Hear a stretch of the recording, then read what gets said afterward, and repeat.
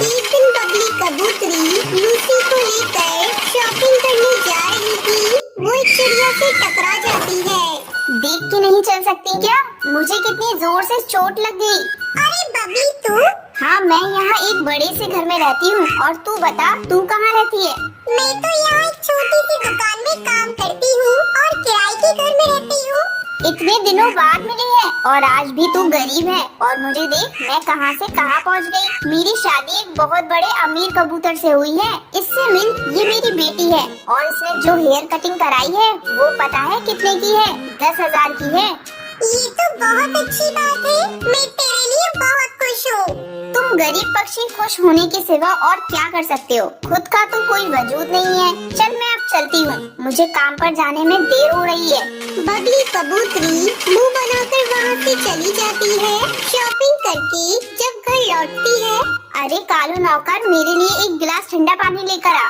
अभी आया मैम साहब। ये लीजिए मैम साहब। कितनी देर से हम घर में आए हैं, लेकिन तुझे सुनाई नहीं दे रहा था कि पानी भी दे दूं? पानी पी लो मालकिन। और मुझे कुछ पैसे एडवांस में चाहिए थे। मेरी बहन की तबीयत बहुत ज्यादा खराब है। मुझे गांव जाना है। क्यों, क्या हुआ तेरी बहन को? वो बहुत बीमार है। डॉक्टर भी अभी कुछ बता नहीं पा रहे हैं कि उसे हुआ क्या है। तू कान खोलकर सुन ले, मेरे घर में बीमारी की बातें मत किया कर। जब तू जाएगा तो पैसे ले लेना। अब जाओ यहाँ से। दूसरे दिन कालू, मैम साहब आपने कहा था ना कि तुम गांव जाना तो मुझसे पैसे ले जाना। आज शाम के 6 बजे की मेरी बस है। अगर आप पैसे दे देती तो बहुत अच्छा होता। एक काम कर, अभी बहुत समय है, जाकर पहले झाड़ू लगा ले। कालू झाड़ू लगा रहा था, तभी बबली कबूतरी चिल्लाने लगती है। अरे तू पूरे समय झाड़ू लगाता रहेगा क्या? जा जाकर बर्तन भी साफ कर ले। मैम साहब मुझे गांव जाने में देर हो रही है। अगर तुझे पैसे चाहिए तो मैंने जो कहा है वो तो तुम्हें करना ही पड़ेगा। थोड़ी देर बाद, मैम साहब मैंने सारा काम कर लिया, अब तो मुझे पैसे दे दो। कौन से पैसे? तूने मुझे पागल समझ रखा है क्या? अगर तू गांव चला गया तो घर का काम कौन करेगा? मैं इतनी बेवकूफ नहीं हूँ जो तुम्हें पैसे दे दूँ। जाकर रात का खाना बना। कालू रोता रोता किचन की तरफ जा रहा था, तभी बंटी कबूतर ऑफिस से आता है। अरे कालू, तू रो क्यों रहा है?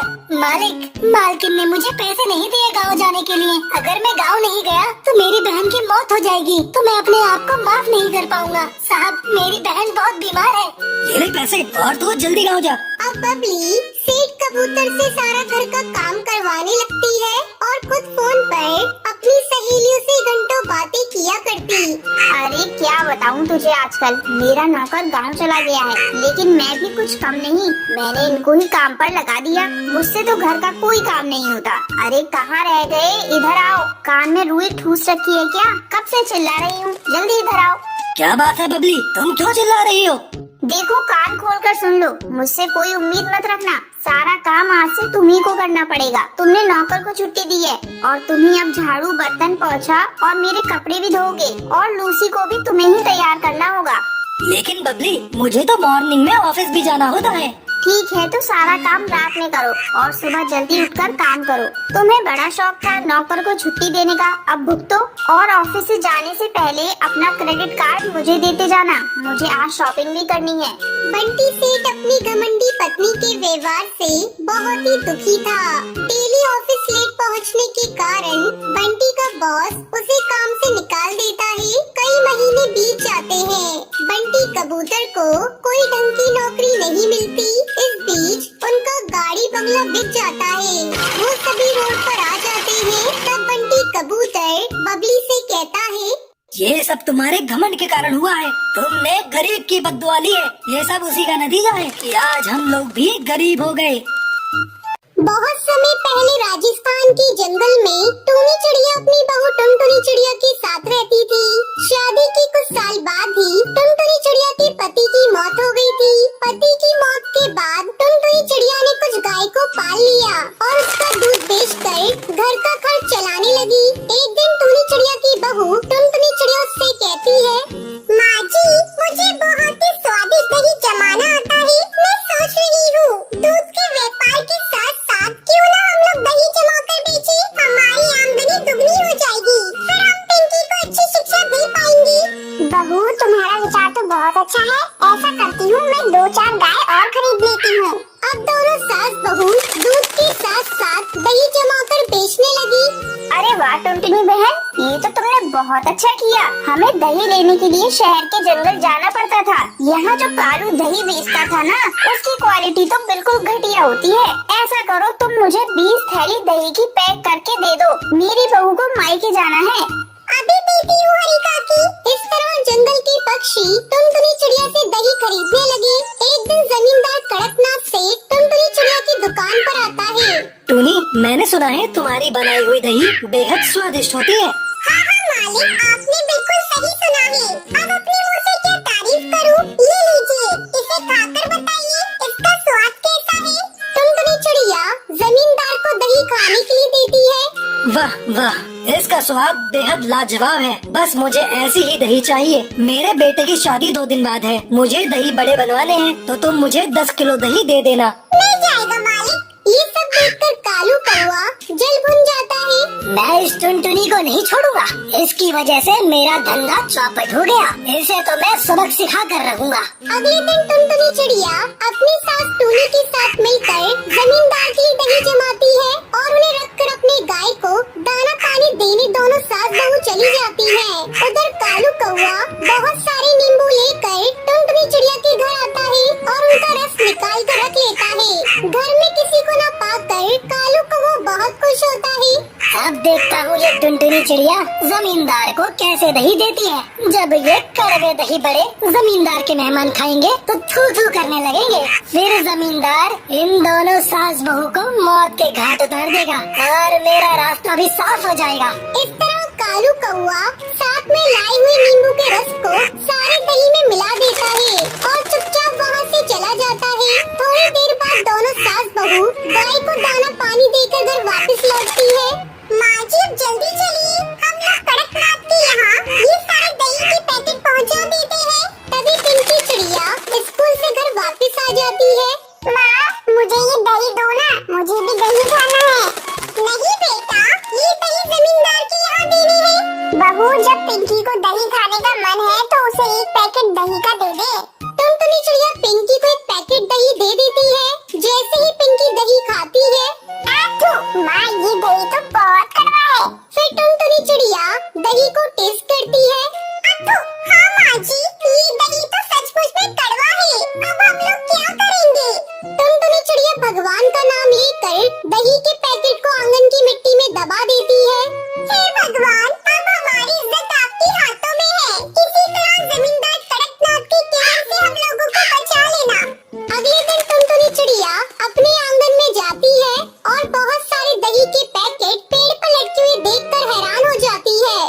भगवान, आपने मेरी लाज रख ली। माँ जी, जल्दी आइए, ये देखिए, आंगन में चारों तरफ दही के पैकेट उगे हुए हैं। टूनी चिड़िया भी दही के पैकेट पेड़ पर लटकते हुए देखकर हैरान रह जाती है। फिर जल्दी जल्दी दोनों सास बहू दही के पैकेट को तोड़ती है और जमींदार के घर पहुंचा देती है। उस दिन के बाद से टुनटुनी चिड़िया उस पेड़ पर लटके दही के पैकेट को भी अपनी दुकान पर बेचने लगती है। सभी उस दही को खाकर तारीफ करते हैं। इस तरह टुनटुनी चिड़िया अपने परिवार के साथ खुशी खुशी रहने लगती है।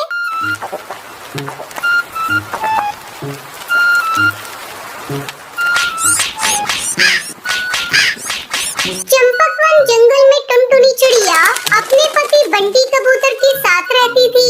बंटी कबूतर बहुत ही आलसी था। वो कोई काम धंधा नहीं करता था। घर का खर्च चलाने के लिए टुनटुनी चिड़िया अपने पड़ोसियों के यहाँ काम करके थोड़े बहुत पैसे कमा लेती थी।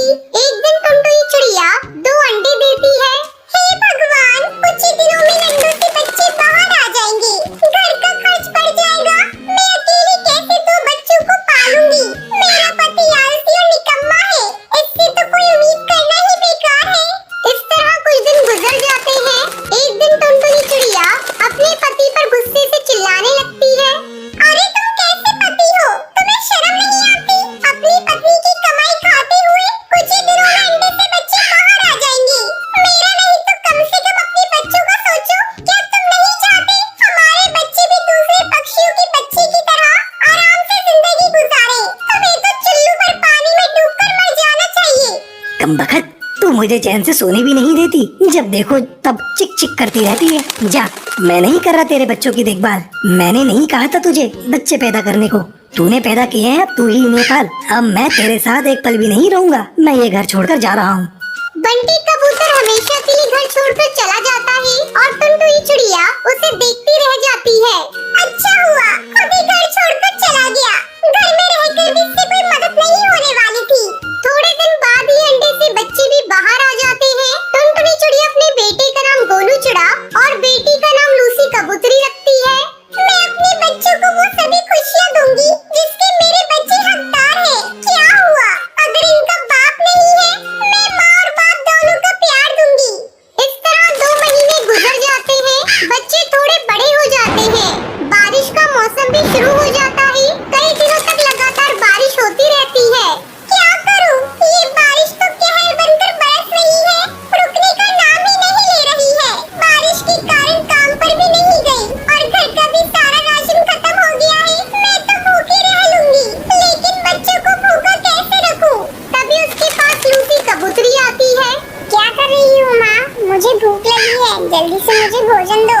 तो रुक लूसी कबूतरी, थोड़ी देर बाद मैं पड़ोस वाली सुंदरी कौवी के यहाँ से भोजन मांग कर लाती हूँ। तब तक तो थोड़ा पानी पी ले। नहीं माँ, मुझे पानी नहीं पीना। 2 दिनों से तुम हम लोगों को केवल पानी ही पीने के लिए दे रही हो। मैं मजबूर हूँ बेटा, इतनी बारिश में मैं बाहर जाऊँ भी तो कैसे? तभी गोलू चिड़ा जोर से रोने लगता है। किसी तरह टुनटुनी चिड़िया उस बारिश में अपने घोंसले से बाहर निकलती है। तो अपने भाई की देखभाल करना, मैं अभी भोजन का इंतजाम करके आती हूँ। टुनटुनी चिड़िया पास वाली सुंदरी कौवी के घर जाती है। सुंदरी कौवी, अरे सुंदरी कौवी, जल्दी बाहर आओ, मेरी मदद करो, मुझे थोड़ा अनाज दे दो, मेरे बच्चे भूख से तड़प रहे हैं। इतनी बारिश में मैं तुम्हारी कोई मदद नहीं कर सकती टुनटुनी चिड़िया, तुम यहाँ से चली जाओ। फिर टुनटुनी चिड़िया अपनी सहेली टूनी चिड़िया के घर जाती है। उसकी सहेली बहुत ही अमीर घर की थी। टूनी बहन, मेरे बच्चे 2 दिनों से भूखे हैं, दिन भर पानी पीकर रहते हैं, तुम मेरी मदद करो, मुझे कुछ अनाज दे दो जिससे मैं अपने बच्चों का पेट भर सकूं। ये लो टुनटुनी चिड़िया, 1 बोरी अनाज, इससे तुम्हारा कुछ दिनों तक काम चल जाएगा। अब जल्दी अपने घर जाओ और जाकर अपने बच्चों को भोजन कराओ। तुम्हारा बहुत बहुत धन्यवाद टूई बहन, तुमने सच्ची सहेली होने का फर्ज अदा किया है। टुनटुनी चिड़िया जल्दी जल्दी अनाज लेकर अपने घर आती है और